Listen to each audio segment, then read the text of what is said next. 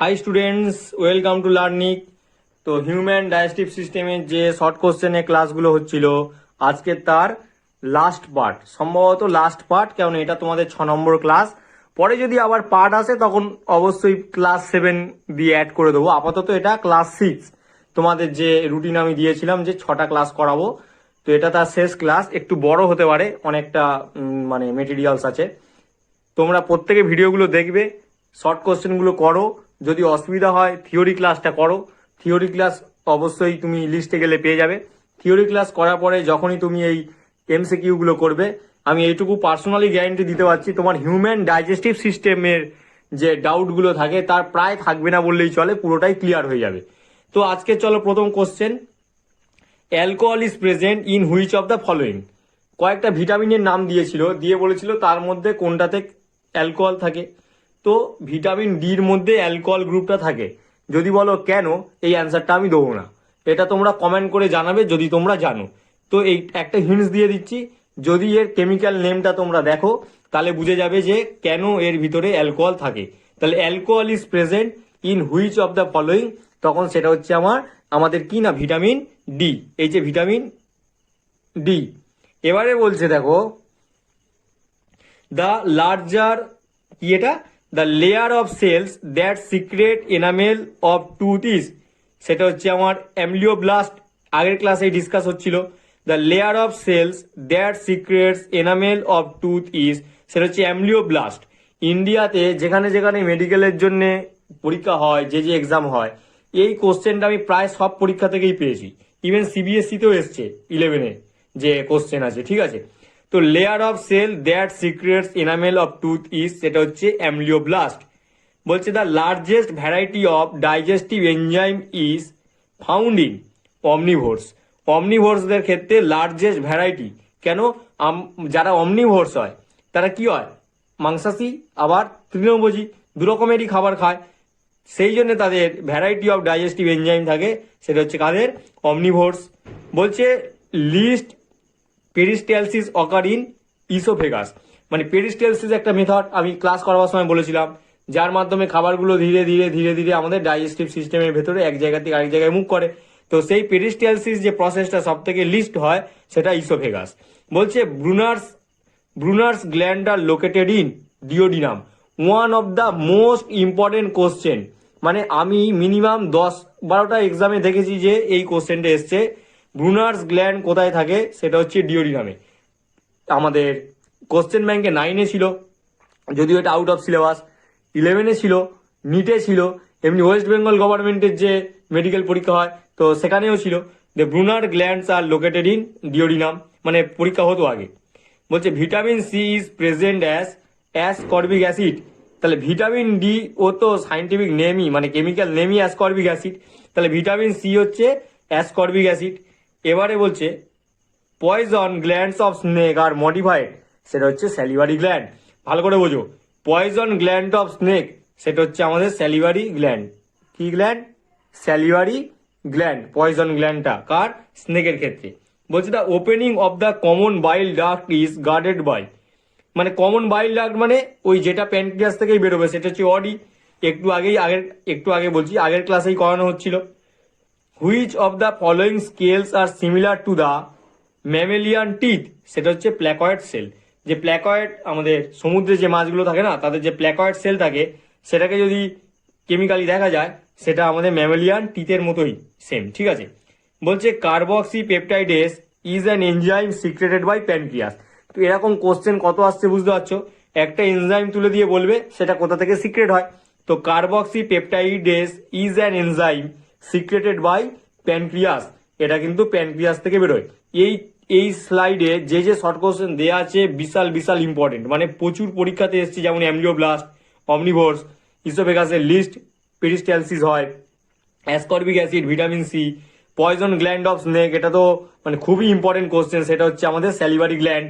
The opening of the common bile duct, এটা তো আগের ক্লাসেও করানো হয়েছে, অডি। তো এইগুলো তোমরা পারলে নোট ডাউন করে রাখো, কেননা এইগুলো একসাথে পাওয়াটা মানে খুঁজে খুঁজে বের করতে হয় আর কি, বিভিন্ন জায়গা থেকে দেখে যে কোনটা ইম্পর্টেন্ট, কোনটা কোন এক্সামিনেশনে এসছে, তো সেটা দেখে এগুলো রেডি করতে হয়। তোমাদের যদি দরকার হয় তোমরা লিখে নিতে পারো। এই স্লাইডটা দেখো, কোন সেল থেকে কি হরমোন রিলিজ করে দেওয়া হয়েছে? Beta cell insulin, mast cell histamine, panic cell lysozyme. Lysozyme কোথায় থাকে? স্যালিভারি গ্ল্যান্ডে থাকে। Acinar cell pancreatic enzyme. তাহলে অ্যাসিনার সেল কি রিলিজ করে? Pancreatic enzyme. তাহলে এই চারটি অবশ্যই ভালো করে নোট ডাউন করে রাখবে। পুরো চ্যাপ্টার থেকেও দেখবে এক জায়গায় দেওয়া থাকে না, যে beta cell insulin, mast cell histamine, panic cell lysozyme, acinar cell pancreatic enzymes. তো এটা তোমরা নোট ডাউন করে রাখতে পারো, তোমাদের অবশ্যই খুবই হেল্প হবে। বলছে the amount of bile release is proportional to the amount of fat. একদম ঠিক, যত পরিমাণ ফ্যাট ডাইজেশনের জন্য শরীরে ঢুকবে, মানে আমরা খাবো, সেই পরিমাণ বাইল রিলিজ করবে। বলছে renin is secreted in which part of the elementary canal? সেটা হচ্ছে আমাদের stomach. Renin is secreted, renin is secreted which part of the elementary canal? তাহলে স্টোম্যাক থেকে রেনিন হরমোনটা রিলিজ করে। বলছে pepsin is inactivated at pH above 5, pH 1.8 HCl create করে। এর ফলে পেপসিনোজেন পেপসিনে ট্রান্সফার হয়ে যায় এবং ওই পেপসিন অ্যাক্টিভ থাকবে কত? পিএইচ 5 পর্যন্ত। তার বেশি হয়ে গেলেই এই পেপসিন কিন্তু আবার ইনঅ্যাক্টিভেট হয়ে যাবে। বলছে secretion of gastric juice is control by gastrin. তাহলে secretion of gastric juice is control by gastrin. তাহলে গ্যাস্ট্রিন হরমোনটা কি করে? আমাদের গ্যাস্ট্রিক জুস থেকে যে সমস্ত এনজাইম বেরোচ্ছে সেটার যে সিক্রেশনটা সেটাকে কন্ট্রোল করে, যাতে বেশি পরিমাণে না বেরিয়ে যায় বা কম না বেরোয়, যতটা দরকার ততটা যাতে সিক্রেশনটা হয় সেটাকে দেখে কে? গ্যাস্ট্রিন। বলছে salivary amylase is also known as ptyalin. কোশ্চেনটা খুব সোজা, কিন্তু অনেক পরীক্ষাতে আসে, কেননা গুলিয়ে ফেলে। Salivary amylase is also known as ptyalin. How many human teeth appear twice during the life span? সেটা হচ্ছে আমার 20। তাই 20টা মিল্ক টিথ থাকে, যেটা দুবার করে ওঠে। মানে আমি অনেকবার বলেছিলাম, স্ট্রাকচারে বলেছি, থিওরিতে বলেছি, আগের কোনো না কোনো ক্লাসে বলেছি। Which of the following metals is present in vitamin B12? ICSE 9-এর ফাইনালে আসে এটা। সেটা হচ্ছে কোবাল্ট। এটা 11-এর ফাইনালে আসে, ওয়েস্ট বেঙ্গল বোর্ডের ফাইনালে আসে। মানে এতটা ইম্পর্টেন্ট কোশ্চেন, খুবই সোজা। কেননা ভিটামিন B12-এর কেমিক্যাল নেমই সায়ানোকোবালামিন। তো সেইটা দেখলেই বোঝা যায় যে এর ভিতরে কোবাল্ট ধাতুটা আছে। তাহলে কোবাল্ট কোথায় আছে? ভিটামিন B12-এর ভেতরিয়া কিন্তু আমাদের কোবাল্ট আছে। তাহলে এই স্লাইডেও বেশ কিছু ইম্পর্টেন্ট MCQ আছে, তোমরা সবাই নোট ডাউন করে নিও। নেক্সট দেখো, বলছে উইলসন ডিজিজ কার সাথে associated? Wilson disease is associated with the abnormal metabolism of copper. কপারের অ্যাবনর্মাল মেটাবলিজমের জন্য উইলসন ডিজিজ হয়। তাহলে Wilson disease is associated with the abnormal metabolism of copper. দেখো digestion word mean hydrolysis of food. তো digestion chapter পড়া হচ্ছে, তার মানে না জানলে হয়? তো digestion word means hydrolysis of food. Hydrolysis of food, তাহলে কি digestion word means hydrolysis of food. বলছে maximum absorption of water occurs in colon. একদমই কিন্তু লিখবে না লার্জ ইন্টেস্টাইন। লার্জ ইন্টেস্টাইন কিন্তু অপশানে মাস্ট দেবেই, যাতে স্টুডেন্ট গিয়ে ভুল করে আসে। তো maximum absorption of water occurs in colon. কোলনেই কিন্তু ম্যাক্সিমাম ওয়াটার কিন্তু অ্যাবজর্ব হয়। লার্জ ইন্টেস্টাইনের একটা পার্ট হচ্ছে কোলন, এর আরো পার্ট আছে, রেকটাম আছে, অ্যানাস আছে, ঠিক আছে, সিকাম আছে, কিন্তু কোলনেই কিন্তু ম্যাক্সিমাম অ্যাবজর্পশন অফ ওয়াটার এই ঘটনাটা ঘটে। তো অ্যান্সার হবে আমার কোলন। বুঝতে পারলে? তাহলে নেক্সট দেখো কোলন আছে, রেকটাম আছে, লার্জ ইন্টেস্টাইন আছে, স্মল ইন্টেস্টাইন আছে। আমাকে অ্যান্সার করে আসতে হবে কোথায়? কোলনে। আর কি তোমরা প্রত্যেকে তাহলে কোলনে ঠিক মারবে। বলছে cud chewing animal are known as, সেটা হচ্ছে রুমিন্যান্ট। এটা তো প্রত্যেকেই জানো, ছোট থেকেই পড়ে আসছো, এটা এনভায়রনমেন্টেরও কোশ্চেন। তো সেটাকে বলা হয় কি? রুমিন্যান্ট। বলছে কার্নাসিয়াল টিথ আর মডিফাইড ফর, কার্নাসিয়াল মানে এই ক্যানাইনের মতোই, সেটা বলছে ফর কাটিং। তাহলে কোনো জিনিস কাটার জন্যে, কেটে খাওয়ার জন্যে, তার জন্য সেটা আমার কি? আমাদের প্রত্যেকের কি আছে? প্রত্যেকের নেই, মানে কার্নাসিয়াল টিথ হচ্ছে কাটিংয়ে হেল্প করে। বলছে prolonged deficiency of thymine. Thymine যদি প্রচুর পরিমাণে ডেফিসিয়েন্সি হয় তাহলে বেরি রোগ হয়। একটা জিনিস এখানে ইম্পর্টেন্ট কথা বলে দিই, কোশ্চেন কি করে টাপ করবে বোঝো। কোশ্চেন টাপ করার অনেক পলিসি আছে। তোমাকে যদি ভিটামিনের নাম দিয়ে বলে দেওয়া হয়, তুমি একবারে লিখে আসবে বেরি। কিন্তু যখনই তার কেমিক্যাল নেমটা দেবে, তুমি 100% গুলিয়ে যাওয়ার সম্ভাবনা আছে এই কেমিক্যাল নেমটা কার ছিল। তার মানে এই লেভেল পর্যন্ত প্রিপারেশন না নেওয়া থাকলে কিন্তু 100% অ্যাকুরেসি আসতে পারবে না। মানে 100% অ্যাকুরেট হতে গেলে তোমাকে পুরো ডেপথ পর্যন্তই যেতে হবে। কোশ্চেন এমনই দেবে যে ডেফিসিয়েন্সি অফ থায়ামিন কি হয়, তখন তোমাকে লিখতে হবে বেরি বেরি। যে ভালো করেই জানে ভিটামিনগুলোর কেমিক্যাল নেম, তার ক্ষেত্রে এটা কোনো ব্যাপারই নয়। যার দ্বারা গুলিয়ে গেছে সে 1 নাম্বার ইজি কোশ্চেন হাত থেকে ছেড়ে আসবে। বলছে chief cells of gastric gland are coiled tubular. আচ্ছা, বলছে chief cell of gastric gland, gastric গ্ল্যান্ডে যে চিফ সেলগুলো থাকে সেগুলো কয়েল টিবিউলার, লম্বা নয়, এটা কয়েল হয়ে থাকে। ঠিক আছে, নেটে সার্চ করলে বুঝতে পারে, যেমন কয়েল হয় না জিলিপির প্যাচের মতো কয়েল, তো এই কয়েল টিবিউলার সেল হয় যেটা chief cell of gastric gland, সেটা কয়েল টিবিউলার। তোমরা নেটে সার্চ করে দেখলেই কিন্তু বুঝতে পারবে। এবার এই স্লাইডে দেখো যে আমাদের খাবারগুলো অ্যাবজর্ব হয় না, প্রোটিন, ফ্যাট, কার্বোহাইড্রেট, তো সেই পোর্শন থেকে বেশ কিছু কোশ্চেন বাছাই করে দিয়েছি। অনেকেই জানো, তাও একবার রিভাইজ করে দিলে কি হবে, তোমাদের প্রত্যেকের মনে থাকবে এবং সুবিধা হবে। বলছে বডি বিল্ডিং মেটেরিয়াল কোনটা, প্রত্যেকেই জানে প্রোটিন। এনার্জি গিভিং মেটেরিয়ালস কোনটা, কার্বোহাইড্রেট। তোমার স্টোরেজ অর্গ্যানে স্টোর হওয়ার জন্য কোনগুলো থাকে, সেটা ফ্যাট। তো বডি বিল্ডিং মেটেরিয়াল সেটা হচ্ছে আমার protein. Proteins are mainly required in the body for growth and repair of tissue. তো প্রোটিনের কাজ কি সেটা এখানে দিয়ে দিয়েছি, যে আমাদের গ্রোথ এবং রিপেয়ার অফ টিস্যুর ক্ষেত্রে হেল্প হয়। বলছে the carbon to nitrogen bond that join amino acid together is called. সোজা কথা, দুটো অ্যামিনো অ্যাসিডকে জুড়ে থাকতে কে হেল্প করে, সেটা হচ্ছে আমাদের পেপটাইড বন্ড। পেপটাইড বন্ড কি করে, অ্যামিনো অ্যাসিড আর অ্যামিনো অ্যাসিডকে জুড়ে রাখতে হেল্প করে।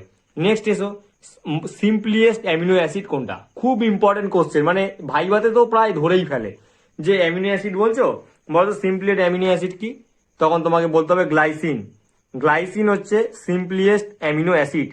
সিম্পলিয়েস্ট অ্যামিনো অ্যাসিড কি, গ্লাইসিন। বলছে most complex amino acid having ring structure, যা রিং স্ট্রাকচার আছে কি খুব কমপ্লেক্স, সেটা হচ্ছে আমাদের ট্রিপ্টোফ্যান। ট্রিপ্টোফ্যান কি মোস্ট কমপ্লেক্স অ্যামিনো অ্যাসিড যার রিং লাইক স্ট্রাকচার আছে। আরো অনেক স্ট্রাকচার আছে, Y like structure, F like structure, T like structure, সেগুলো দিন। তো অত দিতে গেলে মানে মেন জিনিস যেগুলো না বলে দিলে ক্লিয়ার হবে না, সেগুলোই বাদ চলে যাবে। এবারে বলছে amino acid not synthesised in body are called, যে অ্যামিনো অ্যাসিডগুলো আমাদের বডিতে সিনথেসাইজড হয় না তাদেরকে বলা এসেন্সিয়াল অ্যামিনো অ্যাসিড। সেই জন্য খাবারের মাধ্যমে কি হয়, আমাদের ইনটেক করতে হয় কি, this are taken from food. তাহলে ভালো করেই লেখা আছে this are taken from food. Amino acids not synthesised in body are called essential amino acid. অনেকে এটা থেকেই বলবে নন এসেন্সিয়াল অ্যামিনো অ্যাসিড, তার কারণ কি আমাদের বডিতে সিনথেসাইজ হয় না, কিন্তু অ্যাকচুয়ালি ওরম নয়, বডিতে সিনথেসাইজ হয় না অথচ আমাদের কাজে লাগে, খুবই হেল্প করে, খুবই উপকার, ওগুলো দরকার আমাদের, তা সেটাকেই বলা হয় এসেন্সিয়াল অ্যামিনো অ্যাসিড। তো amino acid not synthesised in body are called essential amino acid, this are taken from food, তাহলে যেটা খাবার থেকে আমরা পেয়ে থাকি। How many of the 22 amino acid are essential amino acids for children, তখন বলতে হবে 10, তাহলে 10টা এসেন্সিয়াল অ্যামিনো অ্যাসিড আছে। বলছে সেমি ইনডিসপেন্সেবল অ্যামিনো অ্যাসিড দুটো হয়, একটা হিস্টিডিন আর একটা আর্জিনিন, তো সেটাও দিয়ে দিচ্ছে, দুটো অত ইম্পর্টেন্ট নয় তাও দিয়ে দিয়েছে আর কি। সেমি ইনডিসপেন্সেবল অ্যামিনো অ্যাসিড সেটা হিস্টাডিন অ্যান্ড আর্জিনিন, তোমরা নোট করতে পারো। নেক্সট স্লাইড দেখো, এটাই লাস্ট। এসেন্সিয়াল অ্যামিনো অ্যাসিডের লিস্টটা দিয়ে দিয়েছি, মুখস্থ করার দরকার নেই, 2-4বার রিডিং করলেই যদি অপশানে দিয়ে দেয় এদের মধ্যে কোনটা এসেন্সিয়াল অ্যামিনো অ্যাসিড নয়, এই নামগুলো জানা থাকলে মোটামুটি মাথায় থাকলে যেটা নয় সেটা তুমি ঠিক মারতে পারবে। আর সব থেকে মজার ব্যাপার হচ্ছে এটা আমারও মনে থাকে না, এটা মনে রাখা খুব টাফ। এই 10টা অ্যামিনো অ্যাসিড এরা মনে রাখাটা খুব টাফ, তাও যে কটা মনে থাকে, যেমন আছে আর্জিনিন, হিস্টিডিন, ঠিক আছে, ট্রিপ্টোফ্যান, থাইরোনিন, এগুলো তোমরা দেখে নেবে। নেক্সটটা দেখো, a patient is generally advised specially to consume more meat, milk, egg. কেন খেতে বলছে, কি রোগের জন্য আমাদের বেশি করে এগুলো খেতে বলা হয়, মিল্ক, এগ, মিট, তার কারণ কি, তার কোয়াজিওকোড হয়েছে। কোয়াজিওকোড হয়েছে মানে এই সমস্ত জিনিসগুলো তার ডেফিসিয়েন্সি আছে, সেগুলো থেকে যাতে সে সুস্থ হয়ে যায় সেটা হচ্ছে কোয়াজিওকোড। আরেকটা রোগ আছে সেটা ম্যারাসমাস, মায়ের দুধ ঠিক মতো না পেলে ম্যারাসমাস হয়। কি করে মনে রাখবে, ম্যারাসমাস মরে যায়, 1 বছরের মধ্যে বাচ্চাদের হয়, ম্যারাসমাস হলে মরে যায়, এরকম ভাবে মনে রাখবে। M for marasmus, M for message করলে কি মরে গেছে। তো ম্যারাসমাস রোগ 1 বছরের থেকে কম বাচ্চাদের হয় সেটা কিন্তু বাঁচানো চাপ, তবে কোয়াজিওকর হলে ভালো মন্দ খাওয়ালে কিন্তু হয়ে যায়। বলছি the molecule used by most animal for long term energy storage, যদি লং টার্ম এনার্জি স্টোর করতে কাজে লাগে সেটা কিন্তু ফ্যাট কিন্তু ফ্যাটের যে কিলো ক্যালোরি যে বেরোয়, যেখানে কার্বোহাইড্রেট 4.0, প্রোটিন যদি দেখো 4.1, সেখানে ফ্যাট 9.3 কিলো ক্যালোরি এনার্জি দেয়। তো সেটা স্টোরেজ হিসেবে থেকে যায়। পরবর্তীকালে স্টারভেশনে গেলে, তখন বললাম না স্টারভেশনে গেলে ফ্যাট ডাইজেশন হয়, তো স্টারভেশনে গেলে তখন এগুলো রিলিজ করে। বলছে fat are richly found in adipose tissue, তাহলে ফ্যাট মেনলি কোথায় দেখতে পাওয়া যায়? আমাদের অ্যাডিপোস টিস্যুতে ফ্যাটগুলো দেখতে পাওয়া যায়, কারণ ওখানটায় স্টোর থাকে, সেই জন্য ওখানে দেখতে পাওয়া যায়।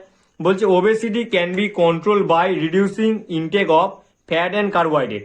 কারোর যদি ওবেসিটি থাকে তাকে কার্বোহাইড্রেট আর ফ্যাট খাওয়া কমিয়ে দাও, ধীরে ধীরে ওবেসিটিটা কমে যাবে। তার সাথে এক্সারসাইজ তো অবশ্যই করতে হবে, নইলে মোটা হয়ে গেলে রোগা হওয়াটা খুব চাপ। Which one has a sweet test but is not a sugar, সকলেই জানে স্যাকারিন। তো এই চ্যাপ্টারটা যখন শেষই করছি তখন এইটা দিয়েই শেষ করি। ডাইজেশনের পরে গ্লুকোজ তৈরি হয়, তো গ্লুকোজ খুবই মিষ্টি হয়, কিন্তু যেটা মিষ্টি অথচ আমাদের সুগার নয় সেটা কি? স্যাকারিন। তো এই ক্লাসটা এখানে শেষ হলো। টোটাল অনেকগুলো শর্ট কোশ্চেনই আমি কমপ্লিট করালাম এই 6 নম্বর পার্টে। পরবর্তীকালে আবার কালেক্ট করলে আরো যদি দেখি মোস্ট ইম্পর্টেন্ট কিছু এমসিকিউ পাওয়া গেছে হিউম্যান ডাইজেস্টিভ সিস্টেমের উপরে দিতে হবে, তখন চেষ্টা করবো দেওয়ার। বা তোমাদের যদি মনে হয় যে স্যার আরেকটু দিলে ভালো হয়, যা হয়েছে সাফিসিয়েন্ট নয়, তখন চেষ্টা করবো। কেন সময় তো কম, দেখো এটা আমি করাচ্ছি এইটা ভেবে যাতে অনেকের হেল্প হয়, যারা কন্টিনিউয়াসলি পড়তে আসতে পারছে না আমার কাছে, যারা আমার কাছে পড়ে, তো তাদের তো পুরোপুরি ডিটেলসে আমি করাই। এবার যারা পড়তে আসতে পারছে না তাদের ক্ষেত্রে যদি একটু হেল্প হয়, তো সেই ভেবে আমি মোস্ট ইম্পর্টেন্ট দিচ্ছি, এইগুলোই দিই। যারা পড়তে আসে তাদেরকে এইগুলোই দিই, এরকম নয় যে ওদেরকে এইটা দেওয়া হয় না। হ্যাঁ অবশ্যই তাদের বেশি মেটেরিয়ালস তো অবশ্যই থাকবে। দেখো তারা পড়তে এলে সপ্তাহে 2 দিন পড়তে আসে 11-এ 2-2.5 ঘন্টা করে পড়ে, 9-10 স্টুডেন্ট যারা পড়ে তারাও 2 ঘন্টা করে পড়বে। এবার সেখানে তো অবশ্যই ডিটেলসে আরো হবে। সেটা ছাড়াও যখন ইউটিউব ভিডিওতে দিচ্ছি, এখানে যে মেটেরিয়ালসগুলো দেওয়া হচ্ছে সেগুলো সত্যি মানে খুবই ইম্পর্টেন্ট। তোমরা 10 ইয়ার্স দেখলে বা কোনো এক্সামিনেশন দেখলে দেখবে যে one of the most important কোশ্চেনগুলো এখানে দেয়া, যতটা অল্প সময়ের মধ্যে প্রোভাইড করা যায়, যেটা আমি করতে পারবো আর কি। যেমন ডাইজেশন চ্যাপ্টারটা আমার এবার মনে হয়েছে যে হ্যাঁ যা দেয়া হয়েছে তোমাদের 9-এর স্টুডেন্টদের তো এনাফ, মানে একটা 9-এর স্টুডেন্ট যে কোনো 11-এর স্টুডেন্টের সাথে কন্টেস্টে বসে যাবে যে হ্যাঁ ভাই বল এই কোশ্চেনের অ্যান্সার কি। আর 11-এর জন্য যা দেওয়া হয়েছে মোর দ্যান এনাফ, মানে অনেকটাই বেশি দেওয়া। এবার যারা নিটের জন্য যাবে তাদেরকে আরো ডিটেলসে পড়তে হবে, তো তার জন্য তো আমি পড়াই, সেটা নিয়ে কোনো চাপ নেই। তোমরা এই ক্লাসগুলো করো, করার ফলে কেমন লাগলো কমেন্ট করবে। তাও যদি মনে হয় যে স্যার এই টপিকটা একটু সময় বার করে দিন, আমি অবশ্যই চেষ্টা করবো। এবার তোমরা ভিডিও না দেখলে তোমরা এগুলো মিস করবে, তো এটুকুই বলার। তো কেমন লাগলো অবশ্যই আমাদের কমেন্ট করে জানাও, তাহলে আমরাও বুঝতে পারবো যে তোমরা ক্লাস করছো, কি অসুবিধা আছে, তাহলে সেটার সাথে কমিউনিকেশনটাও আমাদের থাকবে।